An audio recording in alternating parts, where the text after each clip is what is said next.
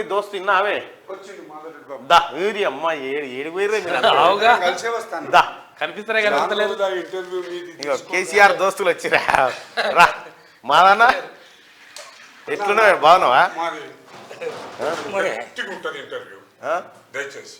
మరేవా ఎందుకంటే మీరు కానీ మరి మేము కూర్చుంటాం తెరిచి అంతేకాదు, వేస్తాం పీక్తాం పడేస్తాం అంటే ప్రభుత్వాన్ని కూలుస్తామంటే ఎవరయ్యే జాగీరు ప్రజలు ఎన్నుకున్న ప్రభుత్వము మీ దోస్తులు అట్లా అట్లా కాదే 10 నిమిషాలు కూడా ఆగుతలేరు. గత 100 రోజులు కూడా కాలేదు ప్రభుత్వం వచ్చి. తక్కువడు ఏం కాదు, అన్ని డక్కలు తినున్నోడు, అన్ని రాటు తేలినోడు, కష్టపడి పైకి వచ్చినోడు. రేవంత్ రెడ్డిని నువ్వు పడగొడతా ప్రభుత్వాన్ని అంటే మతి భ్రమించి మాట్లాడతాను పిచ్చిన కొడుకులు. ఈ సిగ్గుశరం అని ఎందుకు వస్తలేదు ఈ కొడుకులకు? అంటే పదవి లేకపోతే ఓర్చుకోరా? ఒక్క క్యూన్యూసే పడగొట్టిందట ప్రభుత్వాన్ని. It is 100% correct. That is Teenmar Mallanna, that is Teenmar Mallanna. Challenge చేసి చెప్తానా, ఈ కొడుకులకు పిచ్చిలేసిపోతుంది. ఎందుకంటే ఇప్పుడు కుక్క కలిస్తే మంచిగా పోయింది అంటారు. ఇంకేమంటారే? మంచిగా పోయిందంటారా? సంతోషంగా సంతోషం అంటే ఎట్లున్నారు అంటే వాడు కాకపోతే సరిపోయి మనకు అంతే. కేసీఆర్ దోస్తు చిన్నప్పటి దోస్తు మాధవరెడ్డి అన్న మన ఆస్థాన కవి, ఎప్పుడు ఈయనే ఉంటాడు. అయితే ఇప్పుడు ఏంది అంటే ఒక్క తీన్మార్ మల్లన్న మీద నజరు పెట్టిండ్రు, ఆఫీసు ధ్వంసం చేసిండ్రు. కొడుకుల్లారా అని మల్లారెడ్డి కూడా చెప్తాన్నా, వీన్నెవరినో దించుతా వాన్నెవరినో దించుతా కాదు. తొడగొట్టినావు సాలే అన్నావు, ఇప్పుడు ఎక్కడికి పోయినవురా? నువ్వు కాళ్ళ కిందికి పోయినావు, అరికాళ్ళు నాకుతానని పోతాను. నీకు సిగ్గు ఎట్లా అనిపిస్తలేదురా? అదో పుట్టుబడారా, రెడ్డి పుట్టుబడారా? మా ఇజ్జత్ ఎందుకు తీస్తున్నావురా నువ్వు? మేము కూడా రెడ్డి ఇళ్ళల్లోనే పుట్టాం రా. అరే గింత గింత ఆవేశం మాటలు ఎందుకు రా భయ్? పైసలుంటే దాచుకోరా భయ్, దోషణ కాడికి సరిపోదురా భయ్. నువ్వు మందిని ముంచి కబ్జాలు పెట్టి, ఇక ఆడెవడో ఉన్నాడు అప్పుడు తీన్మార్ మల్లన్న మీద నిలబడ్డాడు, ఆడు నాకు సుట్టపొడి అవుతాడు. ఆడికి సిగ్గుశరం లేదు, ఆడు కబ్జాలు పెట్టిండు. ఉర్తల్లి ఆగుతలే లేరు భూమి మీద. ఇప్పుడు సరిపోదా? ఇక చూపిస్తాను చూడు. ఇక నడుస్తుంది, మొదలైంది ఆట, ఇక ఆగది. నేను ఆ రోజే చెప్పిన, బిడ్డ కాశనం పేరు చెప్పేందుకు తయారైంది, జనాలు సిద్ధమైనరు, నీకు కాదురా నీ ప్రభుత్వానికి అని చెప్పిన మాట వాస్తవమైందా లేదా మళ్ళీ? అంటే మీ అటువంటి వాళ్ళ కృషి బాగున్నదంట. మేము ఏం చేయలే, మేము ఓటే వేసినాం. మీరు ప్రజలకు చెప్పారు ప్రభుత్వం తీరు విధానాలను. సచ్చి సర్గాన్నాడు రక్తానికి రక్తమే కక్కిండు స్తూపం ఓపెన్ చేసినప్పుడు గద్దరన్న 3 గంటలు కూర్చుండబెట్టిన ఫోటో నువ్వే పెట్టినావు కదనే. ఆ శాపం తలగదే. ఇప్పుడు అరికొస్తుంది కదా, ఇప్పుడు పోతే ఫోన్ చేస్తుంది, బంద్ చేయి చూద్దాం ఎవరు కొట్లప్పట మా భార్య కావచ్చు. అమ్మ నేను బంద్ చేసింది తర్వాత మాట్లాడతాను. అదే. అయితే ఇప్పుడు విషయం ఏంటంటే, ఇప్పుడు 10 నిమిషాలు కూడా కూర్చోలేకపోతాను రే సీట్ మీద మల్లన్న. ఎందుకంటే పోయింది కదా, పిచ్చిలేస్తాంది కొడుకులకు, చుట్టూ మంది లేరు. అయితే ఏడ కూర్చున్నటోడు ఏడు కచ్చి కూర్చుంటాడు. ఇప్పుడు అదో పిచ్చి ఆగుతలేవు కాల్మిగో నాకు గద ఊగినట్టు. ఎందుకు మరి వీళ్ళు నిలదొక్కుంటలేరో నాకు అర్థమైతే లేదు. మంచి చేస్తారా చెడు చేస్తారా కాసేపు ఆలోచన చేయాలి. ఇప్పుడు మన గవర్నమెంట్ ఏమో మహిళలకు ఫ్రీ బస్ ఇచ్చింది, ఆ తర్వాత ఆరోగ్యశ్రీ దాన్ని కటాఫ్ పెంచింది, ఏది డబ్బు పెంచింది. ఆ తర్వాత రేపు మాపు 500 రూపాయలకి గ్యాస్ సిలిండర్ 200 యూనిట్లు ఉంటే అవి కూడా చేస్తా ఉన్నారు. మరి కేసీఆర్ వచ్చి మళ్ళీ ఏం జరగొడతాడట ఇట్లా నాకు అర్థం కాదు. ఇప్పుడు ఆయన కూడా అన్నాడు కదనే, ఏమని 400కు సిలిండరే ఇస్తా అని. మరి ఆయన ఎందుకు నమ్మలే? నేను అదే అంటానా, నువ్వు అన్ని చూసినాం, నిన్ను పక్కకు పెట్టాలని ఆలోచన వచ్చింది, చేసారు అంత తప్ప నువ్వు ఏది చెప్పకిగా. రైట్, ఒక్క మాట చెప్పు మాదన్న, ఎందుకంటే నువ్వు కేసీఆర్ దోస్తు కాబట్టి చెప్తా ఉన్నా, చిన్నప్పటి దోస్తు కాబట్టి.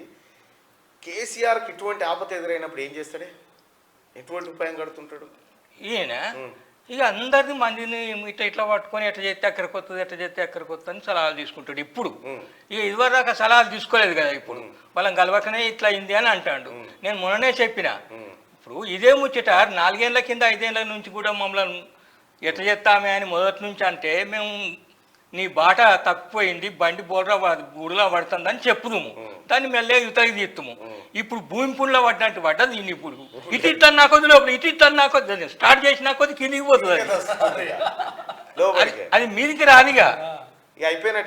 చీగా వాడికి జన్మల రాడు. నేమేం అటువంటి వాళ్ళం, మనిషికొక్క కొబ్బరికాయ కొమరెల్లి మళ్ళీ మోయినాం, మాకు చాలా దూరం కూడా పోరాదు, దగ్గర ఉంటుంది కదా. ఆయనతో మొక్కుని దండం పెట్టినాం, కొట్టినాం. కానీ ఇంకొకటి కొట్టేది ఉన్నది, 2 మొక్కినాం కదా, వీడు జైలుకు పోవాలి. ఈ 4 నెలల్లో మేము ముఖ్యమంత్రి గారు చెప్పు, నీ కోరిక చెప్పే ఏం చేయాలనో. నీ ఇంకో కొబ్బరికాయ కోరిక అంతే అంటాను కదా. అటు చూసుకుంటే కలవనీయకుండా చేసినావు కదా, ఇప్పుడు కూడా మన కాలేకపోతే పోదాం అనుకున్నాం. పేర్లోనే ఉంది కానీ కలవకుంటా ఉన్న చంద్రశేఖరరావు ఆయన చంద్రశేఖరరావు గారిని కలుతాం. కొద్ది రోజులలో ఆయన మీద ఎంక్వైరీలు పెట్టి ఏం దండం పెడతాము. ఇరిగిందట, ఇరుగనే ఎట్లిరిగిందట ఏముంది, అది కొడుకు కోపం వచ్చి నువ్వు కేసిండు అని చెప్తాను, తానిండు అని చెప్తాను. అంత తప్ప ఇక వాళ్ళ ఇంట్లో ముచ్చట వాళ్ళకు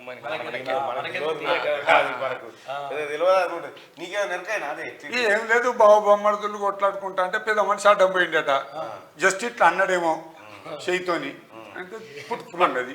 అయితే దానికి ఇప్పుడు పెద్ద సమస్య కాదు. కానీ ఇప్పుడు ఈయనేందో ఏకుతా పీకుతా అని అసెంబ్లీకి వస్తాడు, టైగర్ వస్తాడు, ఇక మా వస్తాడు అనుకుంటా మాట్లాడితే తీసి అక్కడ మడత పెట్టి ఇట్లా కూర్చునే పెడతాడు. కుర్చీ మడత పెట్టి ఇట్లా కూర్చునే పెడతాడు. బిడ్డ కింద కూర్చో అని.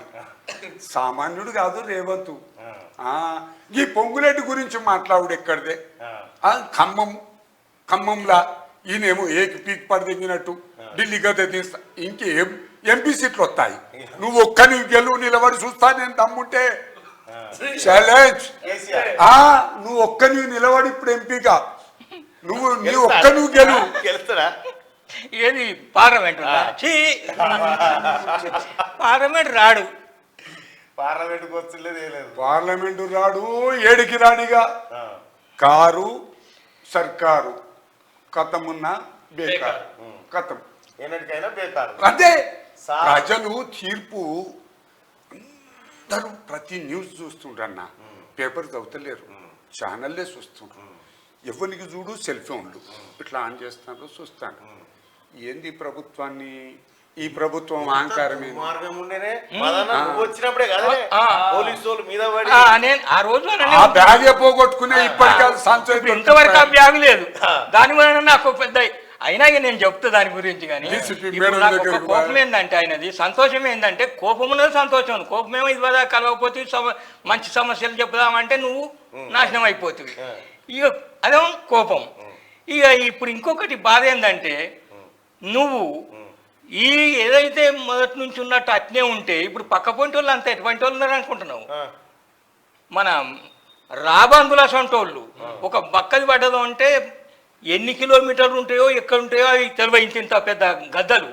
ఇప్పుడు అటువంటి వాళ్ళు వచ్చి నేను పిక్క తిన్నారు, నువ్వు ఎతావు అది పోతాడు. అయితే ఇంకొక డబ్బు ఉన్నదని అనుకుంటాను. అయితే పక్క పొంటి వాళ్ళు కూడా లక్షల కొద్ది కోట్ల కొద్ది సంపాదించుకున్నారు, వాళ్ళ మీద కూడా జరుగుతుంది ఎంక్వైరీలు. నువ్వు 5 ఎకరాలు ఉన్నావు, నువ్వు 500 ఎట్లా అని అనరా ఊళ్ళో పొంటి? అవన్నీ చేయాలి. మన ఊళ్ళో ఎట్లా కాంగ్రెస్కి వచ్చిందా మెజార్టీ? ఎక్కడ? అది బతిపడిగల కాంగ్రెస్కు తక్కువనే, బీజేపీ వానికైతే ఓట్లు తక్కువ వచ్చినాయి కదా. 3 లక్ష 2 లక్షలు వచ్చింది, 83,000 వచ్చింది. దున్నపోతులు పత్తాలాంటి గానే తెలియదా బాబుది బతిపడిగానే. అరే పెళ్లికి పోయిన వాటి కదా, హుస్నాబాద్ పోయి అటుకేని వస్తా ఉన్నా, అటుకని ఇటు జనగా వెళ్దామని వస్తాను బదిపడే కాడ ఆపి నా బోర్డు చూసినారా ఇదేనా అని అదే. ఆడ షేవింగ్ మంగళైనది డబ్బు ఉందిగా ఉంది. అని పిలిచి అడిగిన ఇదే నా బదిపడి అంటే ఇదే అన్నాడు. ఓకే ఓకే అని చెప్పి వచ్చి అయితే అయితే వాళ్ళు అడిగారు మళ్ళీ ఏదో పెళ్లికి వచ్చిండట అని నాకు ఫోన్ చేశారు. నాకు తెలియదు మరి. వచ్చిపోయినా అయితే వచ్చే ముందు ఫోన్ చేస్తాడా ఈ దూరం నిమ్మల పడ్డట్టేనా మీరు ఇంకేమైనా ఉందా? నిమ్మల పడ్డట్టు కాకపోతే సంతోషం ఉన్నది. ఇంకో కొబ్బరికాయ ఉన్నది కొట్టేది. ఒక్క కొబ్బరికాయ కోసం వచ్చినావు మళ్ళా? ఆయనతో పాటు ఎన్ని రోజులకు పోతాడు అటు. అది నా చేతులు లేదే. అంత ఆవేదన ఉన్నదన్నట్టు. ఏమంటూ నెరికేనా ముఖ్యమంత్రి గారు ఈయన కూలగొడతారు. ఎవర్రా కూల్చేది? ప్రజాప్రభుత్వాన్ని పడగొడితే ప్రజలు ఊరుకుంటారా? తెలంగాణ ఎవరి చేతుల్లో భద్రం పండబెట్టి కసరు గక్కేటట్టు దొక్కుతా అంటాడు. మంచి పని చేసి కసరు గక్కేటట్టు దొక్కుతాడట. చూడన్న గట్లంటే ఊకోడు